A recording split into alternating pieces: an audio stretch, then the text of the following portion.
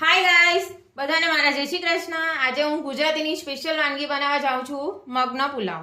એના માટે આપણને જોઈશે 3 વાટકી બાસમતી રાઈસ, 400 ગ્રામ મગ, આદુ મરચાની પેસ્ટ, મરચા, જાવિત્રી, એલચી, તમાલપત્ર, મરી, તજ, ટામેટા, દહીં અને ફુદીનો।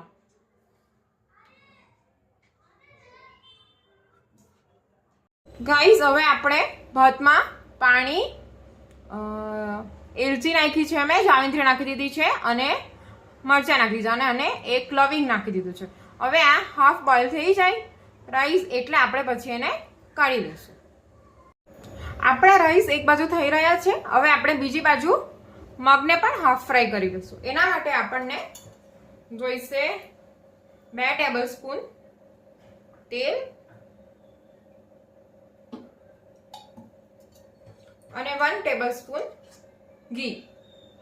ઘી હશે તો એનો સ્વાદ બહુ સરસ આવશે। હવે આ થોડું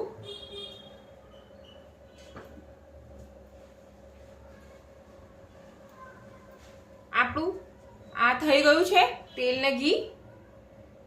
હવે આપણે થોડી અંદર હિંગ નાખશું, પછી એમાં તમાલપત્ર, તજ, લવિંગ, મરી અને એલચી નાખી દઈશું। હવે આપણે થોડું એને સોતરશું।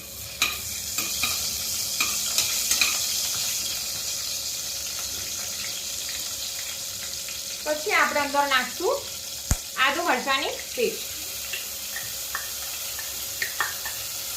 એ પણ થોડું તેલમાં સોતરાઈ જશે એટલે એનો ટેસ્ટ બહુ સરસ આવશે। હવે આપણે અંદર નાખશું મગ।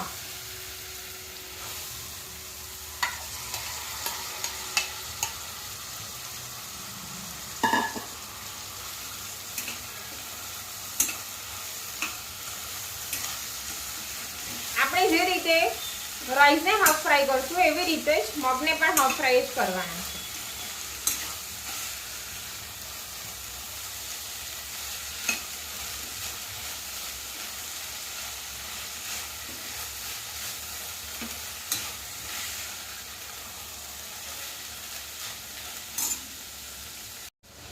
પછી આપણે અંદર નાખશું થોડી હળદર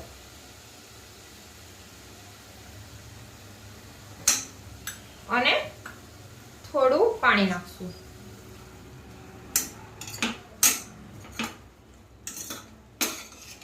હવે આપણે કુકરને બંધ કરશું।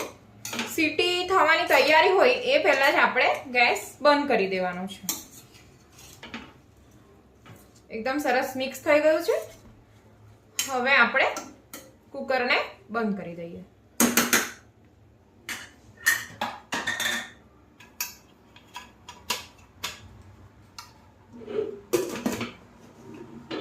હવે આપણા મગ 5 મિનિટમાં થઈ જશે।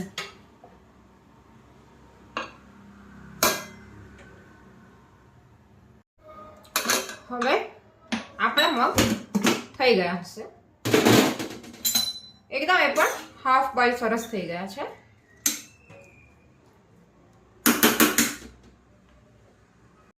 હવે આપણે અંદર 1 ટેબલસ્પૂન ઘી લઈશું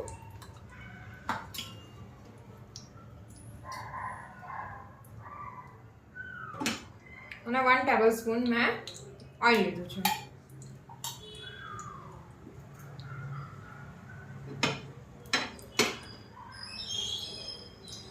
હવે આપણું આ થઈ ગયું છે। હવે આપણે એની અંદર થોડા મગ એડ કરીશું।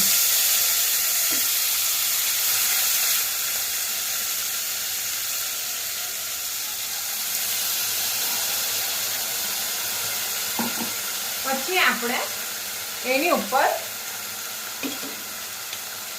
રાઈસ એડ કરીશું।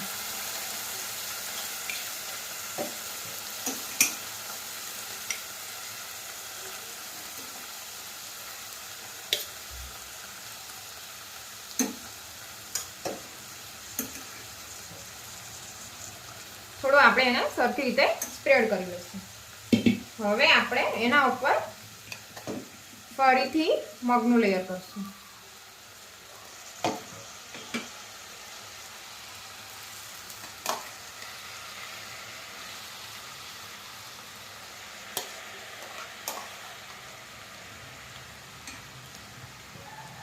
એકદમ અલગ રીતે મગનો પુલાવ બનાવું છું.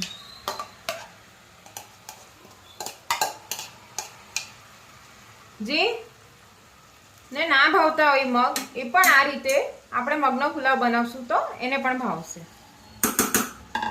હવે એના ઉપર લાસ્ટ પાછા આપણે રાઈસને સ્પ્રેડ કરી દઈશું.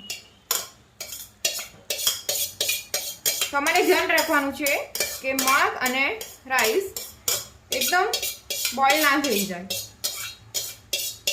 એકદમ એને હાફ બોઇલ કરવાનું રહેશે.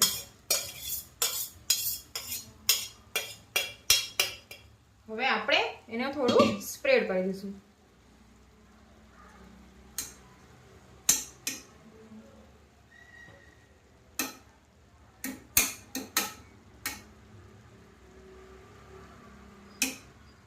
હવે આપણે એની ઉપર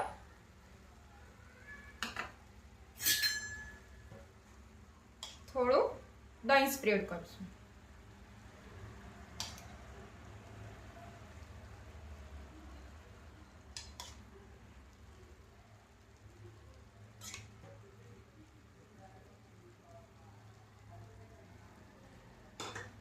પછી એના ઉપર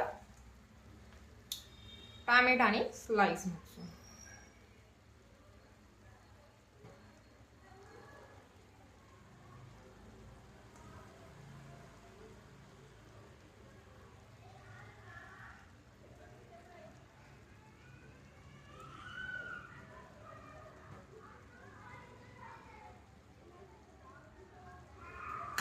અને આપણે ઉપર થોડો ફુદીનો મૂકશું એટલે એની સુગંધ આપણા પુલાવમાં બહુ સરસ આવશે.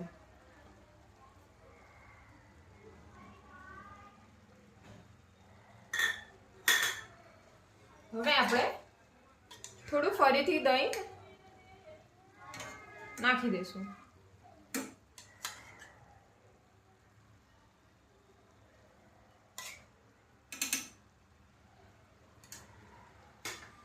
હવે આપણે કુકર બંધ કરશું. એને સીટી પાડવાની નથી. સીટી પડવાની તૈયારી હોય ત્યારે જ આપણે કુકર બંધ કરી દેવાનું છે.